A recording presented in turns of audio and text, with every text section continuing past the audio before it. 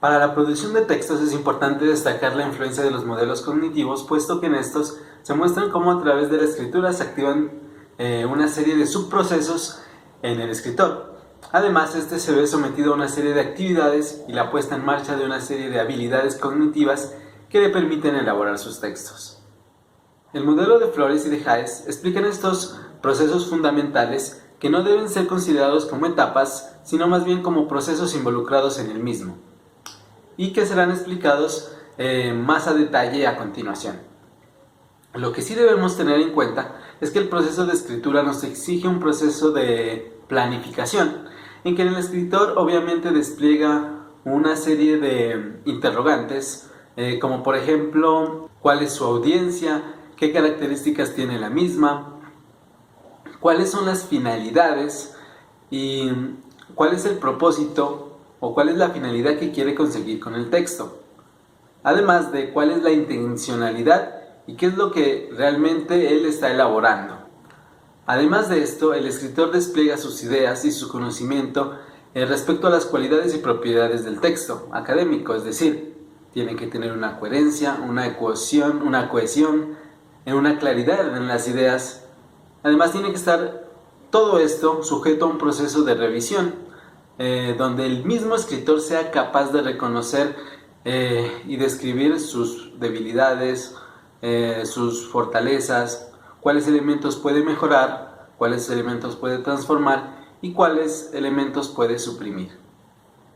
Para empezar, quiero que ustedes tengan en cuenta que el acto de componer, el acto de escribir o de redactar es en sí un proceso realizado por el pensamiento, orientado hacia un fin y conducido por una red de objetivos cada vez mayor y propia del escritor.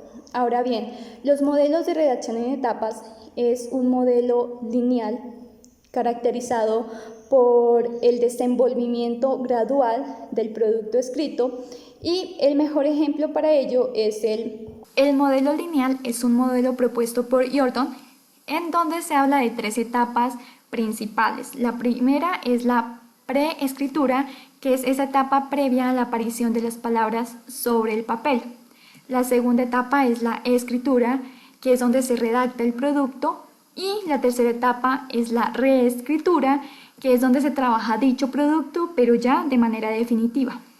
Por ende, dentro de la escritura tenemos el acto de planear qué tipo de tema y a qué tipo de audiencia o público será dirigido el texto. En la escritura es ese acto de redactar, de escribir en sí sobre el papel las ideas del escritor. En la reescritura tenemos ese acto de revisar todo este proceso y en donde se obtiene ya un producto final. Sin embargo, muchos cuestionan si este modelo lineal en etapas realmente constituye una descripción útil o correcta del proceso de composición, ya que el problema radica en que este modelo no deja ver el producto o el proceso interno de la persona quien lo produce. Nancy Summers menciona que este modelo no es muy bien aceptado o es incompleto, ya que se centran en el producto final, más no hay una revisión constante durante todo el proceso de redacción. En el modelo de procesos cognitivos, las principales unidades de análisis son los procesos mentales, tales como el suscitar ideas. Este además puede darse en cualquier momento del proceso de composición. Ahora bien, la mejor manera de darle forma al proceso de redacción es estudiar al escritor en acción, y para ello se utiliza el análisis de protocolos o protocolos de razonamiento. Este protocolo es extremadamente rico, ya que no solo nos permite conocer los manuscritos del escritor, sino también el producto interno, procesos cognitivos, y esto será a través de un registro en voz alta que será realizado. La finalidad que tiene el análisis de protocolos es capturar en voz alta un registro detallado de lo que sucede en la mente del escritor mientras compone. A continuación, un ejemplo. Se les pide a un grupo de escritores que escriban un artículo sobre su trabajo para los lectores de la revista Seventeen y luego se les pide que realicen el proceso de composición en voz alta a una prudente distancia de un grabador. Ellos deben de trabajar en la tarea asignada como lo harían normalmente, pensando, garabateando notas y escribiendo. Se les pide que verbalicen todo lo que pasa por sus mentes a medida que escriben, incluyendo ideas sueltas, falsos comienzos y pensamientos incompletos o fragmentados, como si ellos trataran de hablar consigo mismo. A continuación, les presentaremos el panorama general del modelo, que consiste en 7 pasos: el problema retórico, el texto escrito, la memoria a largo plazo, la planificación, la traducción, la revisión y el control. Aquí, el problema retórico es fundamental durante este proceso, porque el autor tiene que hacerse preguntas como: ¿a quién va dirigido este texto? ¿Con qué propósito lo estoy haciendo? Es decir, se tiene que formular unos objetivos, tiene que tener claro un tema y tiene también que entender que esto va dirigido a una audiencia. A partir de esto pasamos al texto escrito. Aquí un título limita el contenido de una presentación, es decir, la temática oracional está determinada por su información. O sea, si yo menciono X, seguiré hablando de X en adelante y esto me llevará a algo similar. Yo no puedo hablar de X y luego de Y o Z. La información no se puede desligar porque así pierde coherencia. Tomemos el ejemplo: es un hermoso día soleado en las playas de San Andrés. El agua del mar es cristalina debido a las modificaciones que ha sufrido el Parlamento colombiano en los últimos años. Esto no tiene coherencia. Se debe continuar la oración previa. Aquí, en este tipo de textos, es de suma importancia separar lo que yo conozco de un tema y lo que quiero decirle al lector, para a partir de eso elaborar un camino de transformación de una idea. Pasemos ahora a la memoria a largo plazo. Aquí podemos decir que esta es una entidad que tiene autonomía, ¿sí? Que es estable y tiene su propia organización interna de la información. Aquí lo vemos. Pero ¿qué pasa? El problema radica que yo la información que tengo aquí para pasarla al escrito, tengo que encontrar un puente para hacerlo, o sea, una forma, y el inconveniente está ahí, cómo encontrar esa forma de transmisión de la información. Y lo otro es que al hacerlo, la información me llega a mí en momentos diferentes, o sea, no hay una cronología perfecta, todo va a llegar de forma espontánea y en tiempos distintos. Serían las inconveniencias que presentaría el momento de pasarse a lo escrito a pesar de ser una entidad estable. Pasemos también a la planificación. Es similar, ¿por qué?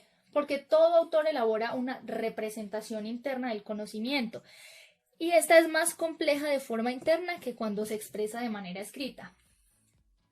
Aquí se deben concebir ideas y para esto hay 2 formas de hacerlo: extraer la información y recuperar parte de ella en fragmentos. Incluso esto puede ser contradictorio porque al extraerse en diferentes tiempos pueden chocar la información o sacar hipótesis diferentes de lo que se está planeando escribir al punto de llegar a contradecirse.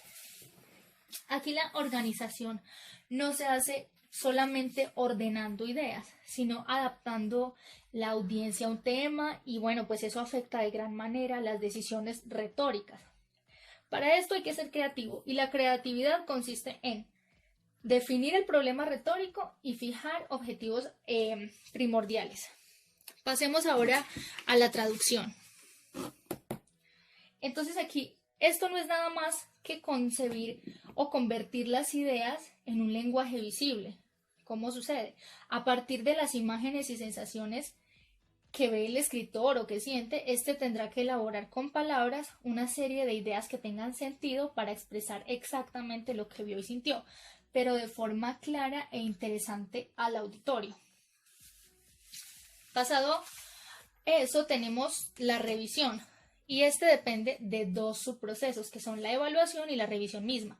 La revisión es un proceso que se hace de manera consciente, es decir, los autores leen lo que han escrito y pasan a la evaluación, que es ver cuánto han dicho, qué pensamientos han escrito, qué no, cuánto de lo que está escrito le quiero en realidad dar a conocer al lector y si la forma como se ha hecho es consistente o no. Esto es importante mencionar que sucede en cualquier momento de la redacción, al inicio, en medio, al final. Es decir, uno no tiene que llegar al final para darse cuenta de los errores, sino que en cualquier momento de la escritura uno tiene que analizar lo que está haciendo. Por último, tenemos el control. Es similar, porque a medida que los autores van escribiendo, controlan cuánto han escrito, pero también controlan su progreso y este va a determinar qué tiempo más necesito yo emplear en la generación de ideas antes de pasar a la redacción en prosa. Eso se ve reflejado en dos momentos. Primero, por los objetivos del escritor y el segundo, por sus hábitos o estilo de redacción. Un ejemplo de esto sería comparar dos escritores, los que tratan de escribir todo de forma inmediata y quienes planean la totalidad del texto en detalle antes de escribir una sola palabra. Según Bereiter y Scardamalia, en los niños este proceso es distinto. ¿Por qué? Ellos cuentan con la capacidad de concebir ideas, pero por falta de una rutina que les permita ejecutar este proceso, se llega a un descontrol en el momento de terminar una idea e iniciar otra. O sea, no hay revisión, no hay señal que indique de forma concreta el paso de un proceso a otro. Como conclusión, tenemos que la teoría de la redacción como proceso cognitivo implica un conjunto de procesos determinados para identificar a los buenos y malos escritores. En él se encuentran procesos fundamentales a la hora de escribir, como los modelos de redacción. Este está determinado por 3 etapas. La primera, la preescritura, la segunda, la escritura y por último, o tercera etapa, la reescritura. Aunque cabe decir que la etapa o proceso más importante de todo escrito es el proceso de la revisión.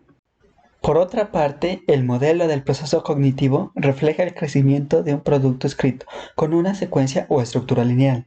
Este estudia al escritor en acción a través del análisis introspectivo o el análisis de protocolos de razonamiento. Aunque cabe decir que el segundo análisis es el más eficaz.